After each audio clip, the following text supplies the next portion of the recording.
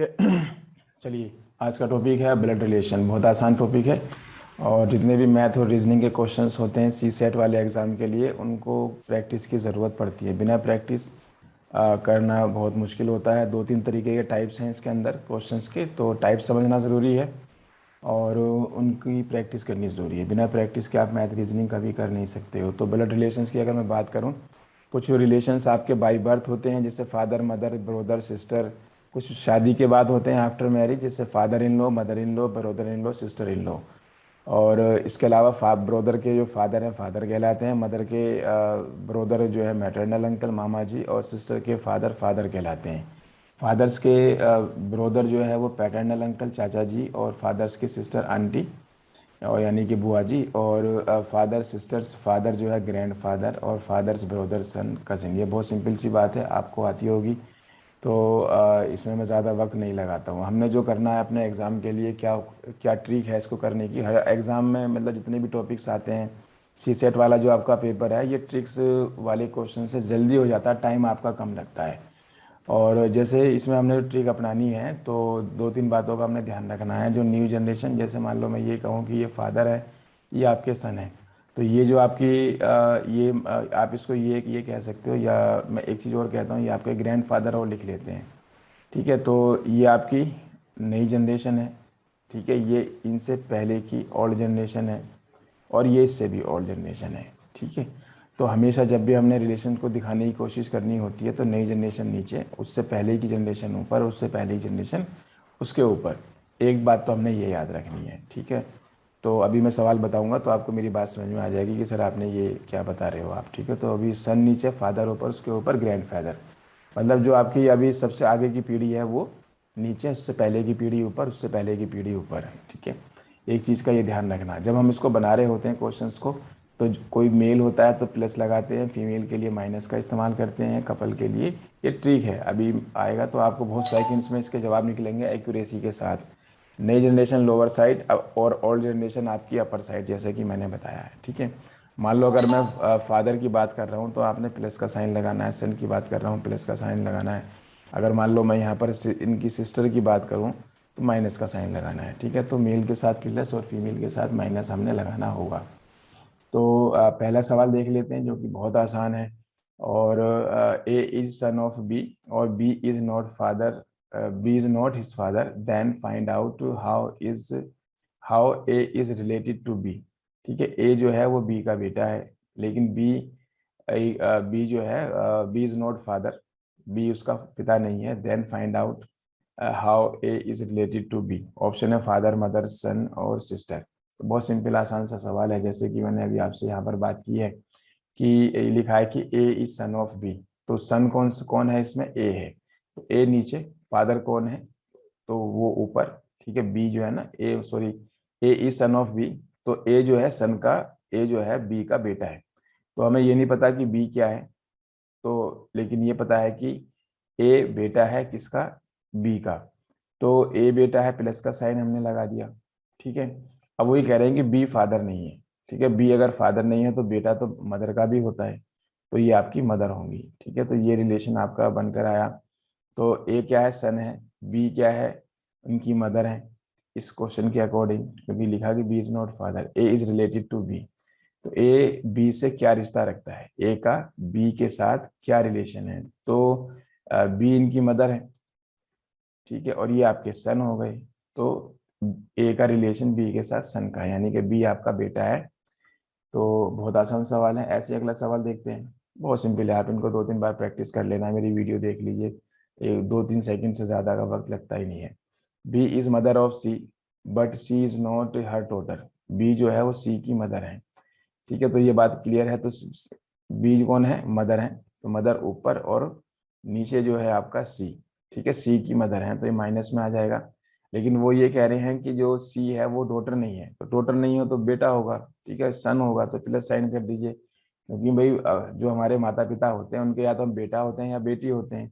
तो इसका जवाब भी आपका सी आएगा, सन आएगा। ठीक है, तो सन इज रिलेटेड टू बी। ये जो सी है आपका बी से किस तरीके से रिलेटेड है। ठीक है, तो ये आपका, ये मदर हो गई, और जो यहाँ पर सी है ये आपके सन हो गए। बहुत सिंपल कहानी है। तो बहुत सिंपल सिंपल से क्वेश्चंस पूछे जाते हैं। एक सवाल आपका इस तरीके का होता है, ठीक है, जिसमें एक ये बड़ा सा ये दिए होते हैं, P plus Q mean P is father of Q, P minus Q mean P is mother of Q, P multiply mean P is brother of Q. बहुत सिंपल है, कुछ नहीं है, बिल्कुल अनपढ़ों वाले काम है, लेकिन बहुत ही आसान तरीके से निकलता है। इसको डबल बॉक्स मेथड से निकालते हैं। बड़ा लेंदी सा सवाल हमें नजर आता है, डबल बॉक्स मेथड से निकालते हैं। तो इसमें दो टाइप रहते हैं, एक फॉरवर्ड रिलेशन होता है, एक बैकवर्ड रिलेशन होता है।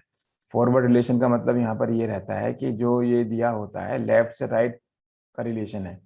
जैसे P प्लस क्यू, तो P is father of Q। अगर हम इसको बैकवर्ड रिलेशन में बोलें तो बैकवर्ड में ये लिखा जाता है कि Q is father of P, उल्टा।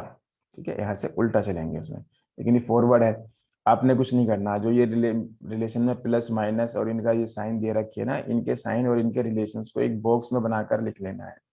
एक में आपने साइन लिख लिए, जैसे प्लस का प्लस माइनस मल्टीप्लाई परसेंटेज, और ये स्टार का साइन है और ये हैश का साइन है। अब आपने देखा प्लस के आगे क्या, फादर, तो फादर लिख दिया। माइनस के आगे क्या, माता, तो माता लिख दी। मल्टीप्लाई के आगे क्या है, भाई, तो भाई लिख दिया। परसेंटेज के आगे क्या है, बहन, तो बहन लिख दिया। स्टार के आगे क्या है, सन, तो आपने सन लिख दिया। ठीक है, यहाँ स्टार, यहाँ सन, यहाँ परसेंटेज, यहाँ बहन, यहाँ प्लस पिता, यहाँ माइनस माता। ठीक है, इन रिलेशंस को हमने यहाँ पर लिख दिया, इसको डबल बॉक्स कहते हैं। बस ये आपका बॉक्स तैयार हुआ, सवाल होने शुरू हो जाएंगे।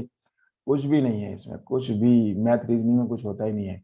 तो अब इन्होंने एक सवाल दे दिया, एक इक्वेशन दे दी, ये वाली a प्लस बी। मैं इसको थोड़ा सा ग्रीन से कर देता हूँ, काफी सारे कलर इसके अंदर हमें नजर आ रहे हैं।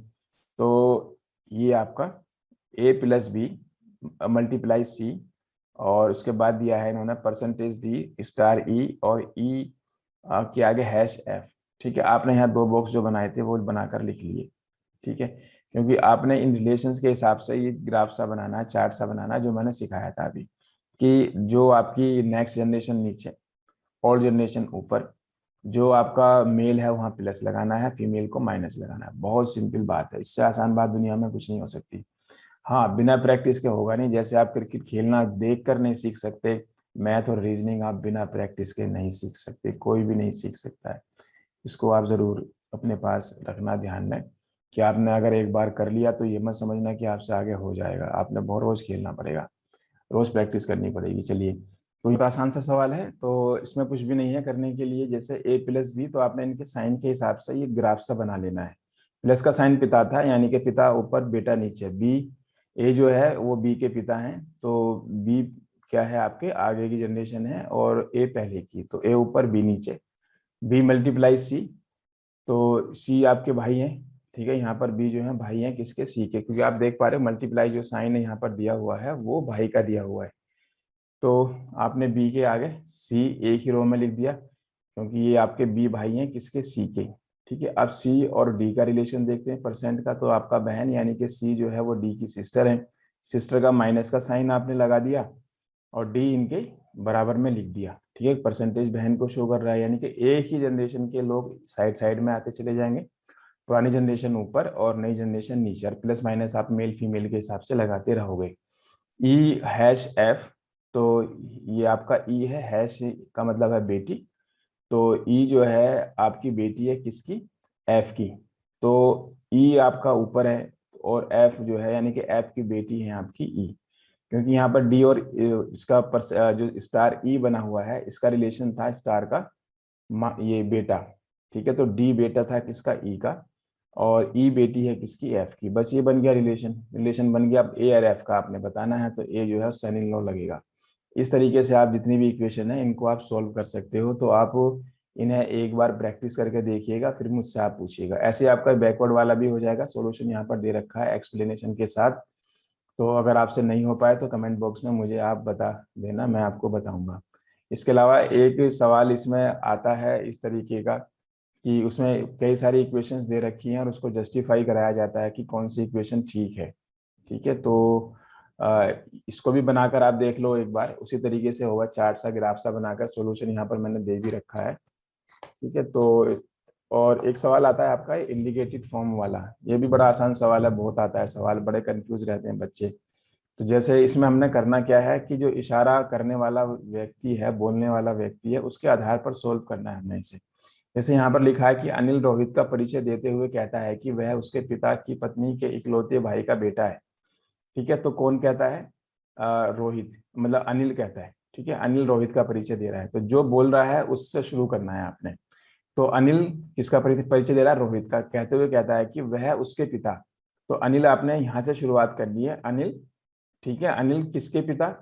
ठीक है, अनिल का रोहित का परिचय देते हुए कहता है कि वह उसके पिता, किसके पिता? अनिल के पिता। तो अनिल के पिता की पत्नी, तो अनिल के पिता की पत्नी के इकलौते भाई। तो अनिल के पिता की पत्नी यानी कि अनिल की माता के इकलौते भाई यानी कि मामा का बेटा है। तो बेटा कौन है? रोहित ही आ गया। बस शुरुआत कहाँ से करनी है? जो आप बोल रहा है, जो भी कोई बोल रहा है। अब इसका रिलेशन पूछा है कि अनिल रोहित का क्या लगता है, तो आपस में कजिन लगते हैं। ठीक है, नहीं, अनिल के पिता की पत्नी मतलब माता का भाई यानी मामा का बेटा है। तो इसमें सिर्फ एक बात आपने ध्यान में रखनी है कि जो बोल रहा है उससे लेकर चलना है। ठीक है, अगला सवाल है जैसे कि एक महिला की ओर इशारा करते हुए राजन कहता है। तो जो कहता है उसी को पकड़ लो, बस वही से सवाल शुरू। राजन कहता है कि वह मेरी माता के पति। ठीक है, तो राजन की माता का पति मतलब पिता की माता, तो पिता की माता मतलब दादी।